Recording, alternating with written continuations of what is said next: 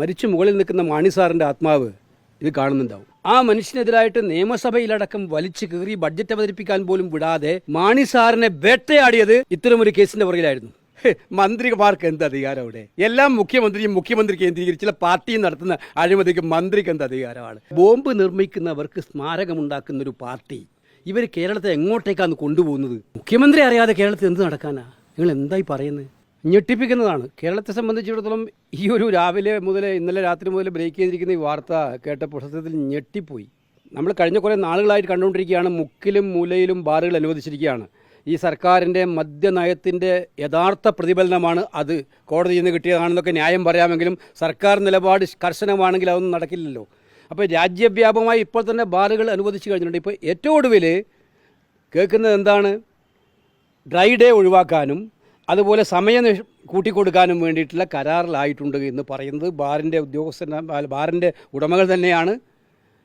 ഇത് കേരളം കണ്ട ഏറ്റവും വലിയ ഒരു ബാർ അഴിമതിയിലേക്ക് വിരൽ ചൂണ്ടുന്നതാണെന്നുള്ള സംശയമില്ല.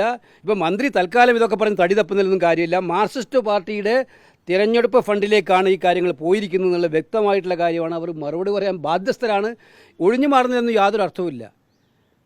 കാരണം അവരുടെ പോളിസി അങ്ങനെയാണ്. അവർക്ക് അത് നിഷേധിക്കാൻ പറ്റില്ല. കഴിഞ്ഞ കുറേ നാളുകളായിട്ട് അവർ അനുവദിച്ച ബാറുകളുടെ എണ്ണം എടുത്തു നോക്കിയാൽ, പല കാരണങ്ങളിലും എടുത്തു നോക്കിയാൽ ഇതെല്ലാം അവരുടെ മദ്യനയത്തിൽ ഡീവിയേഷൻ നടത്തിയെന്നുള്ളതിന് വ്യക്തമായ തെളിവാണ്. കേരളത്തിൽ മദ്യത്തിൽ മുക്കിക്കൊല്ലാൻ വേണ്ടിയിട്ടുള്ള തീരുമാനവുമായിട്ട് ഈ ഗവൺമെൻറ് എന്ത് വന്നോട്ടെ, അവർക്കെല്ലാത്തിനും ഒരു മറുപടിയുണ്ട്. ഞങ്ങൾ രണ്ടാം തവണയും മഹാഭൂരിപക്ഷം നേടി അധികാരത്തിൽ വന്ന സർക്കാരാണ്. അപ്പോൾ ഞങ്ങൾക്കെല്ലാം തരാനുള്ള അധികാരം ജനങ്ങൾ നൽകിയിട്ടുണ്ട്. അതുകൊണ്ടാണ് രണ്ടാം തവണയും ഞങ്ങൾ ജയിച്ചിട്ടുള്ളത്. അതുകൊണ്ട് എന്ത് അഴിമതി നടത്തിയാലും എത്ര രീതിയിൽ മുന്നോട്ട് പോയാലും ഞങ്ങളെ ചോദിക്കാൻ ആരുമില്ല എന്നുള്ള അഹങ്കാരത്തിൽ നിന്നാണ് ഇത്തരം കാര്യങ്ങൾ ഉണ്ടായിരിക്കുന്നത്, സംശയമില്ല. ഇത് പക്ഷേ ഒരു കാരണവശാലും കേരളത്തിൽ അനുവദിക്കാൻ കഴിയുന്ന ഒന്നല്ല. ഒരു കാര്യം കൂടെ പറയാൻ ആഗ്രഹിക്കുന്നു. മരിച്ചു മുകളിൽ നിൽക്കുന്ന മാണി സാറിൻ്റെ ആത്മാവ് ഇത് കാണുന്നുണ്ടാവും. ആ മനുഷ്യനെതിരായിട്ട് നിയമസഭയിലടക്കം വലിച്ചു കീറി ബഡ്ജറ്റ് അവതരിപ്പിക്കാൻ പോലും വിടാതെ മാണി സാറിനെ വേട്ടയാടിയത് ഇത്തരമൊരു കേസിൻ്റെ പുറകിലായിരുന്നു.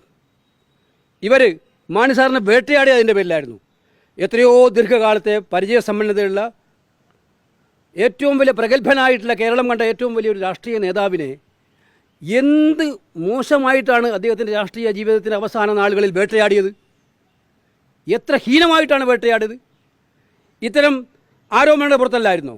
എന്നിട്ട് ഇപ്പോൾ പറയുന്നത് കഴി കഴുകുകയാണ്, ഞങ്ങൾക്ക് ഉത്തരവാദിത്വമൊന്നുമില്ല, ഇതൊരു ശുദ്ധിയമ്മയാണ്. ഇതിനകത്ത് വ്യക്തമാണ് ഇവർ ഈ കാര്യത്തിൽ അഴിമതി നടത്തിയിട്ടുണ്ട് എന്നുള്ള കാര്യം വ്യക്തമാണ്. അതിനുവേണ്ട സമയമാണ് നടത്തിയിരിക്കുന്നത്. ഇത് കൃത്യമായിട്ടും ഞങ്ങൾ ചോദ്യം ചെയ്യും നിയമപരമായിട്ടുള്ള സംശയമില്ല. അല്ല, മന്ത്രിയല്ലല്ലോ ചെയ്യുന്നത് അവിടെ.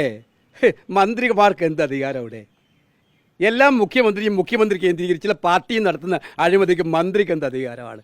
ഡിപ്പാർട്ട്മെൻറ്റൽ അടിസ്ഥാനത്തിൽ ഇപ്പോൾ ഇതിനകത്ത് അല്ലെങ്കിൽ ഇത് എവിടെ വെച്ച് ചർച്ച നടന്നു? ഇന്നലെ യോഗം നടന്നതാണ് കേൾക്കുന്നത്. യോഗം നടന്ന സ്ഥലത്താണ് ഈ ടാപ്പ് പോയിരിക്കുന്നത്.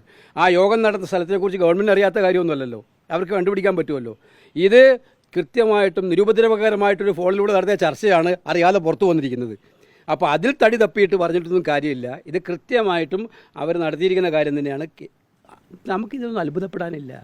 ബോംബ് നിർമ്മിക്കുന്നവർക്ക് സ്മാരകമുണ്ടാക്കുന്നൊരു പാർട്ടി, ഗുണ്ടകൾക്ക് അഴിഞ്ഞാടാൻ ഇത്രയും അവസരം കൊടുക്കുന്ന പാർട്ടി, നമ്മൾ ഇതിനെ കൂട്ടി വായിക്കണം.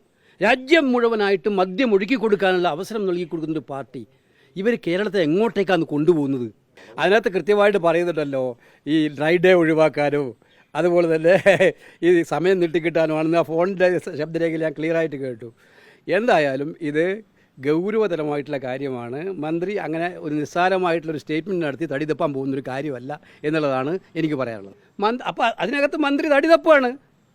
ഇതിനകത്ത് മന്ത്രി ഇക്കാര്യത്തിൽ ചെയ്യേണ്ടത് യഥാർത്ഥമായിട്ടും ഈ സംഭവത്തിന് ആധാരമായിട്ടുള്ള കാര്യങ്ങൾ പുറത്തു കൊണ്ടുവരാനുള്ള കാര്യങ്ങളോട് സഹകരിക്കുകയാണ് വേണ്ടത്.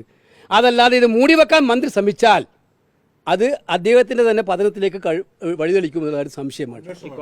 തീർച്ചയായിട്ടും അന്വേഷണം വേണം. ഇതിനകത്ത് ഞങ്ങളിതുമായിട്ട് മുന്നോട്ട് പോകും.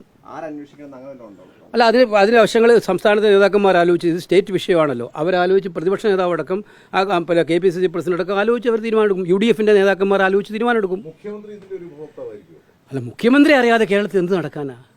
നിങ്ങൾ എന്തായി പറയുന്നത്? വില അനങ്ങുമോ? മുഖ്യമന്ത്രി അറിയാതെ ഇല അനങ്ങത്തില്ലല്ലോ. ഈ കാര്യങ്ങൾ ഇപ്പോൾ പുറത്തു വന്നിരിക്കുന്നത് മാത്രമാണ്. പുറത്തു വരാത്ത എത്ര കാര്യങ്ങളുണ്ട് കേരളത്തിൽ നടന്നിരിക്കുന്നത്?